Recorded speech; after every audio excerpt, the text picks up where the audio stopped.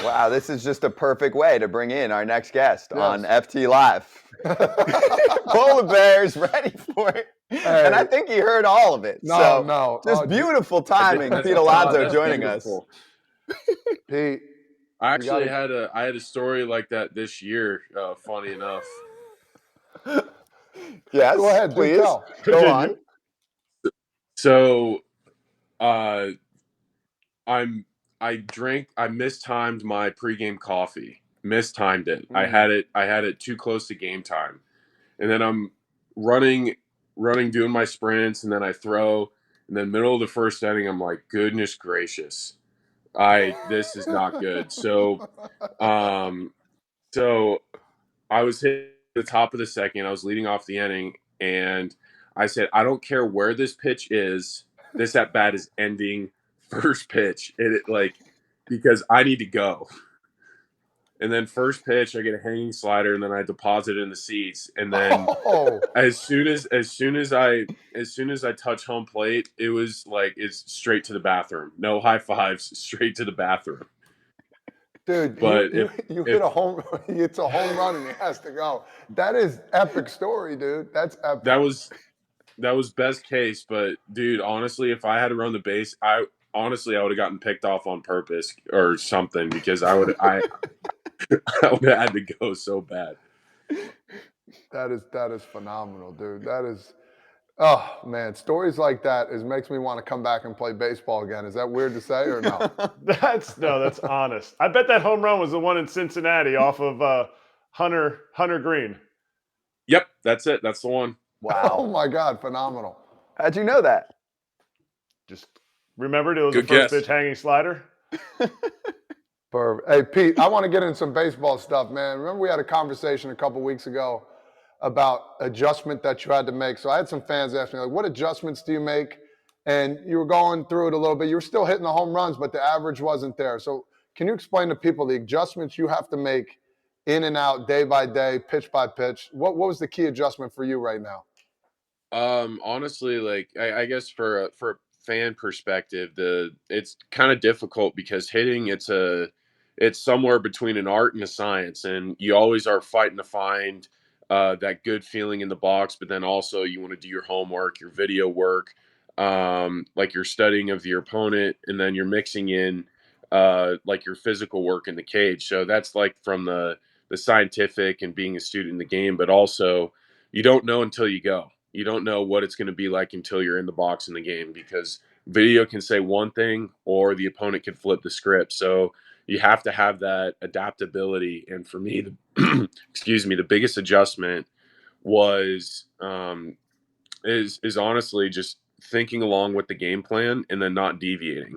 So I would get caught in like being like too caught up in my game plan, not deviating, not taking what opportunities are presented in the game. I mean, that's a good thing, but also you need to understand how they're attacking you. And for me, I think that now I've kind of gotten a better hold of that. And yeah, homers are mistakes, but I think average is where you can beat pitchers. Like hitting for average, that's where guys win in preparedness and have that mix of being a good hitter. That's that art of hitting. Where do you think your average can be? Where do you think in the next, let's say 3 years, what's your highest season average going to be? Um, I don't know. I honestly, I don't know. For me, the one thing that I have been really proud of myself is that this year, I've been taking my walks. I've had great at bats, high quality at bats, even though that some of the stuff, yeah, I've had line outs, I've had some balls not fall, but the one thing I'm proud of is taking my walks. But I mean, every guy wants to hit 300.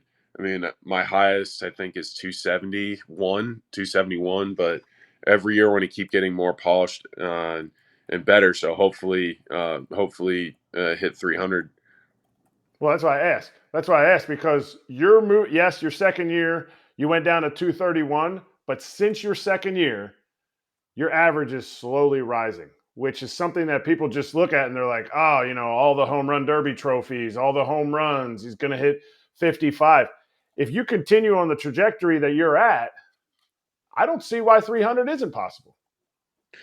I appreciate that. And then also too, yeah, 2020, it was a COVID year, and you don't have the full 162 game season to really navigate through. And if you're not hot for a certain amount of time, you just got to roll with it and do the best you can. And for me, I think that having 162 games and really I think having a good offensive season, it's more of a journey. And you just have to make adjustments and figure it out at certain points along the way. I think you bring up a really good point about a journey, because if you focus on what you're doing right now and not through the long haul, I think that's the biggest problem that some guys have, especially me. Sometimes I was like, God almighty, I'm 1 for my last 15 when you know you're going to get 500 more at bat. So that's the other thing. But I want to shift focused about, you went to the principal's office the other day. I heard about the, LFGM, man. I want to get involved with that. Is Buck Showall, is he still mad at you for all that stuff? He was never mad. I think I actually asked him about it. He's like, Pete, you know how certain people are twisting my words around. So, I mean, that's what it is. But I mean, for him, he said that, yeah, I'm sure he regretted it, but it's not like he was mad or scolding me about it. But I think when people kind of write a secondary story, his words definitely get twisted a little bit. But he's like, listen, everyone does stuff that they regret, but also too, if the dugout in the locker room was mic 24/7, then you would need all sorts of bleeps. But bleeps, we don't have bleeps on this show. What does LFGM mean? Let's fucking go, Mets. That's what it Let's means. go. Let's go. Yes, we're allowed on this show. We're digital. So I love that. Mets fans Perfect. love it. They rally behind it. So Pete, we gotta love it.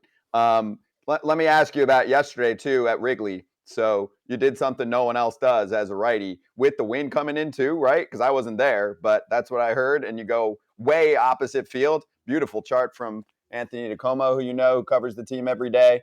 You see your baseball?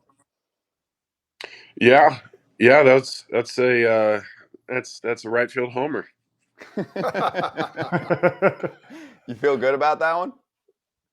No, I feel great about it. Got something out over the plate, and I was able to capitalize in a pretty big opportunity for us, because a lot of people think that like your starting pitchings can save bullpens, but when you have an offensive barrage like we did yesterday, that saved bullpens as well. And the fellas down there really appreciated it. Do you text Judge? Are you guys on a text basis where you're like, because you got 19 right now, hey dude, I'm coming for you?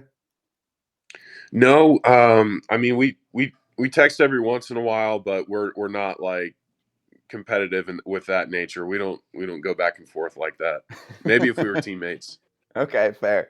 That would be something. I want to ask you also about Wrigley the other day, the Stroman saga the other day, him going a little crazy, looking at the dugout, pumping his chest a little bit. You know how he played. We both play with him with the Mets. He shows his emotion, his energy. And then there was a quote that came out. Somebody said something about, Stroman pretty much being Stroman. So I'm just curious about what you guys thought about that, if there's anything else going on there. Listen, if you throw 8 innings, 2 runs, and you under 100 pitches, you celebrate however you want. Like, don't like it, play better. Like, we should have if we didn't want him to celebrate, we should have put more runs up on the board. But you know what? He threw the ball extremely well. He was nipping corners, and he was making pitches when he needed to. So he had a great performance. And honestly, I think do you know who said that, or do you know who wrote the article about the unnamed Met? Metsmerized, I think it was, like a blog site. No, I think there's one of the reporters said Oh, it. it was one of I the. don't. I forget his So name. Yeah, I don't know, but I think it was fake news. I think it's a fake source. Oh, it might. There you You know go. what? It might have been. It might have been. I think the reporter was just trying to stir the pot. An unnamed source. He Yeah, should you have named can't- him if it was real. Yeah, exactly. That's what I'm saying. Like, who Kind of weak.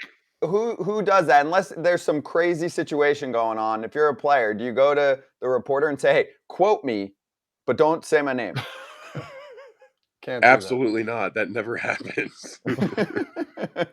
Thank you. No, but like that, most of us. I mean, I would say I speak for all of us. It's like, listen, if we don't want him to celebrate, then we should have played better. It's like the same thing with the bat flips. It's like, you don't want me to flip my bat, or if like you get people celebrating or pitchers celebrating like after they punch someone's ticket. If you don't want celebrating, don't swing at the slider in the dirt, or don't get blown away by a fastball. Like, that. Yeah. you don't want the other person to celebrate, just play better.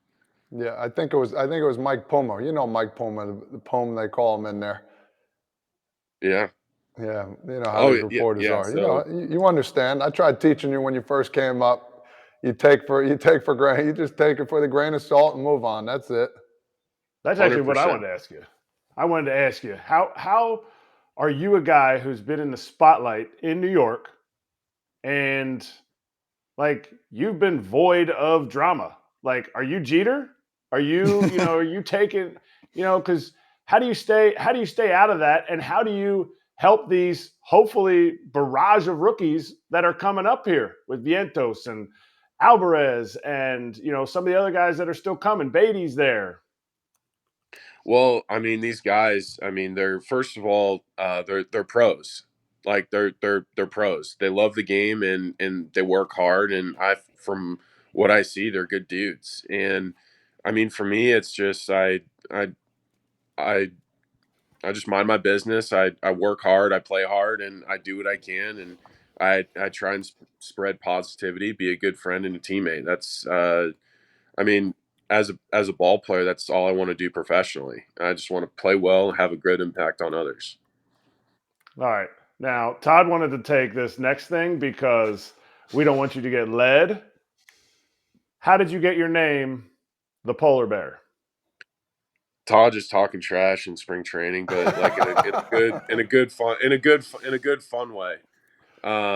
Yeah. So I mean, yeah, Todd. I was blessed to have in my second big league spring training.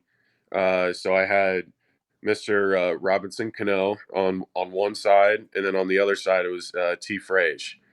So I was really lucky to have some high quality veterans and kind of like explain certain things. And I was just coming off of a really serious conversation with Robbie, and then Todd comes in hot. He's like, God damn it, like move over, Polar Bear, like you big old bear. Like I don't know. It's just like in the corner, just I was just like, all right, I'm one of the guys now. All right, sweet. I have a nickname, and it just stuck. It's a beautiful nickname. It's something I've still never gotten my cut for the shirts or anything. But hey, I'm not mad. It's okay. It happens. I But understand. I'm willing to do your podcast whenever. So There you go. All right, Boom. perfect. That's the trade. It. That's the trade-off, Top Father. Hey, that's a good trade-off. But for real, hey, I know you're leading the league in home runs. Home run derby. Are we thinking about doing that again this year? Is that a possibility? well, they haven't invited me yet, so Oh, I'll stop. TBD. Is You this an send out the auto invite? invites. You don't need an invite. You can No, literally just they text will. and say, "Hey, I'm Yes, I in." need an invite. I can't just show up uninvited. Show up. They need to invite me. Who does it? Who, like, do you get the phone call from someone specifically at the league? Is it like a Banez or one of those guys? Yeah, so typically it's somebody from the league that calls either me or my agent. But that's typically how it goes. But the first two times, my agent, my actually no, all three times, yeah, my agent said, "Hey, the league called, you're invited." So, yeah, I don't. I once I get invited, then I'll make that decision. But right now, I'm just focused on uh, taking it day to day, one step at a time, one pitch at a time. Now, thinking along those lines, you're taking, I might not go, I might go. I know what's in your mind right now, but where do you see the Mets at the end of the year, man? Because it seems like it's up and down. You get hot, and then all of a sudden there's a little slower start. Where do you see you guys finishing at the end of the year? I mean, hopefully holding up a World Series trophy. I feel like last year we kind of got caught up in trying to win the division I mean, obviously that's a great goal, but I feel like that we put like almost too much emphasis and energy into that, not appreciate what we were doing. And the goal, the end of the year goal is to win the World Series. And that's it. And I feel like for us, like we were so hyper focused on winning the division that we lost sight of the end goal. And for us, like we were playing a little like there was one week that I always draw back to. This one homestand, it was just a tough homestand. We got swept by the Cubs at home, and then we lost 2 out of 3 by from the Nationals. A lot of people say, "Oh, getting swept by Atlanta, like yeah, that hurts, obviously." But I feel like if we would have just took one more game, avoid getting swept. Then also there's a game. I mean, there's games all throughout years where you can just all throughout the year where you can just like, man, if one pitch went this way or that way, we would have ran away with the division. But I mean, the season is just a culmination of so many different things, and I feel like for us, do whatever we have to do, either win the division or wild card, get to October, get to the postseason, do damage. That's the biggest thing. Hold up the trophy. Doesn't matter how you get in; it matters how you finish. Exactly. Hey, do you keep in touch with the Phillies guys that you played with in the WBC, or did you? What's the line you always use, Kratzy, when you've asked some of the WBC guys when then they're playing like their division rivals now? Oh yeah, did you pee in their suitcase before they left? No, I didn't. I did not. Well, as long as JT Realmuto leaves me a few middle balls, then when he's putting down fingers, and that's okay. Then we're friends, right? Yes. Hey, I, go ahead, Top I Father. got a really good one, a fun one for you. If you were to face any pitcher in the past that you would like to hit a home run off of, anyone, like who do you think would be like a really cool person to be like, dude, I just hit a home run off this guy?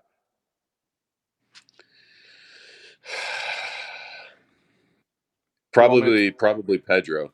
Oh yeah, Pedro for Probably sure. Pedro. Mm-hmm. I was gonna say Babe Ruth in his prime back in the day. Babe, you throw that little slurpy thing up there, I'm going crank on you. I would say Babe Ruth. Babe Ruth. I mean, he's probably throwing 84 like dumpy little cutters.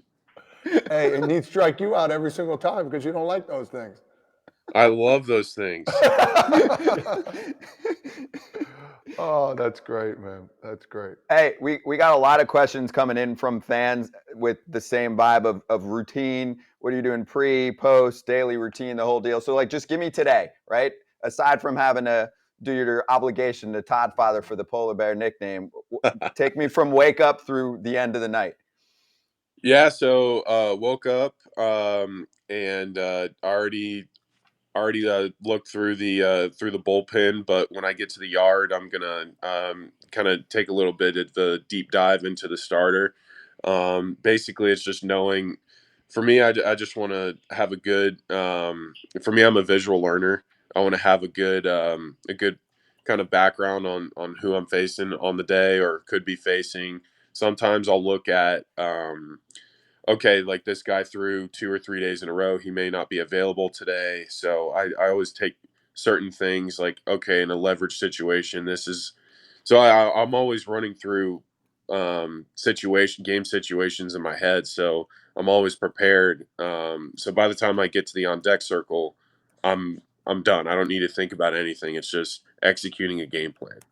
And then I'll probably eat, go to the yard, probably about 2:30, and from there activate, go to the cage, then take some ground balls and BP and hot tub, hot tub, cold tub, and then roll it right in the game. That's pretty ballsy there. Hot tub, cold, like the cold tub for me. I was always the hot guy, as you remember. The cold tub, I mean, every Yeah. once in a while, but that hot tub, it had to be nice and steamy. I didn't want anybody around me. Leave me alone. But that's just my old things back in the day. Well, now I'm worried about your story with the, as the 9-year-old, I'm worried about sharing the hot tub. Well, that's true too. Pete, who was your favorite player? Who was your idol growing up, man, as a baseball player? Let the fans know. I mean, For me, it's like as a kid, like growing up, like I mean, I loved like late '90s, early 2000s figures. So for me, like I loved watching Mark McGuire, Mike Piazza. Those for me, it's super easy because for me, I always played first base. Loved watching those guys, and then as I got older, like high school, college, really loved watching Paul Goldschmidt. And for me, it's like, man, like seeing guys like with my body type and say, okay, or similar skill set. All right, right, first baseman, play great defense, run the base as well, hit for average and power. And for me, like that's who I want to emulate. And then obviously Mike was a catcher, but still like offensively just a huge force. So for me, like those are those guys. Those three guys are my favorite players. All right, this is a hypothetical now. There's a kid in the minor leagues. Last year, he just had 31, he had 36 homers, 119 RBIs. Let's call him Repeat Alonso, and he's coming up as a rookie. You now, as Pete Alonso, what is he going to tell Repeat Alonso as a rookie? I say the biggest thing is you belong. You absolutely belong because it's really difficult to as a young kid to take the last name off of the back of the jersey. What I mean by that is my first big league experience. I had to face 3-time Cy Young Award winner Max Scherzer. That was my first big league experience. It's like, well, I'm not just facing a guy that got called up along with me, but I I'm facing a legit high quality, one of the most high quality pitchers to pitch is Max Scherzer. And for me, it's like, okay, it's a round ball, it's a round bat. There's 9 players on the field for us, 9 players on the field for them. Let's play ball. That's how for me, like for a young, that's the best way I can describe it. It's like, listen, it's the game's the same. The game is the same. You just have guys who are extremely consistent in what they do, but the game is it's the same. It's the same game.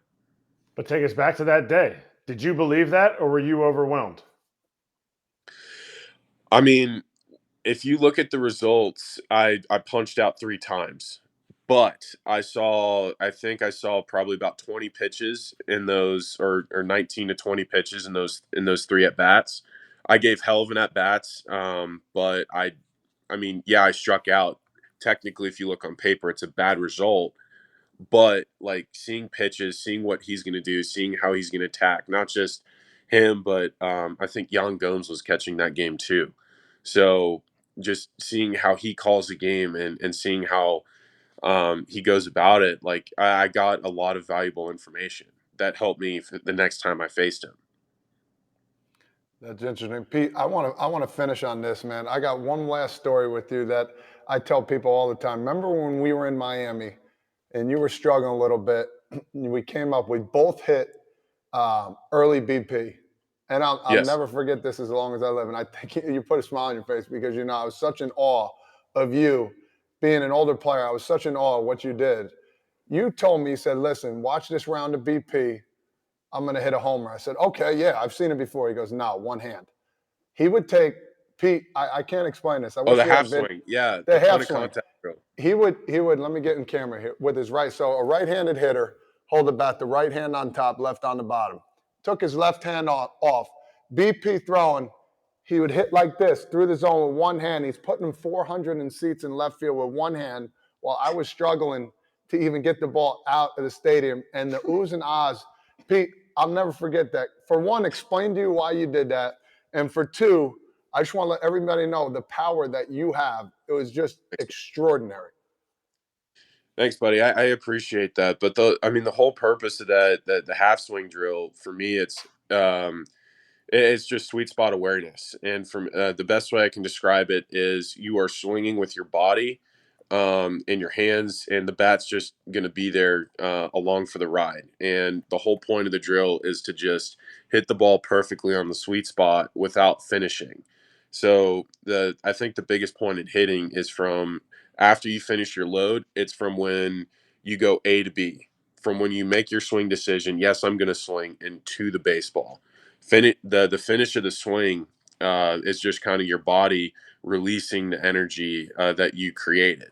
But the actual swing is just point A to B from launch to contact, and that whatever happens like after contact happens. Like it's not. I'm not going to say it's not important, but it's irrelevant. The whole drill, the purpose, and if is to hit the ball on the sweet spot Yeah, consistently.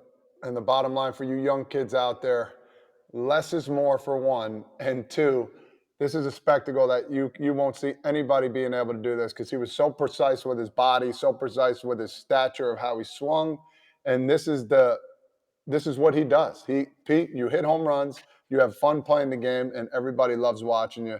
We appreciate you having on here. The thousands of people that are watching, we appreciate you, and you still owe me once a month. You come back on here, especially for that polar bear nickname. Deal? All right, anytime, buddy. We Let's love you, do brother. it. Thanks again Perfect. for All having right, us. thanks, Thanks for coming guys. on. Cheers. Thanks, Pete. Absolutely. Have a good one, y'all. Good You luck. too.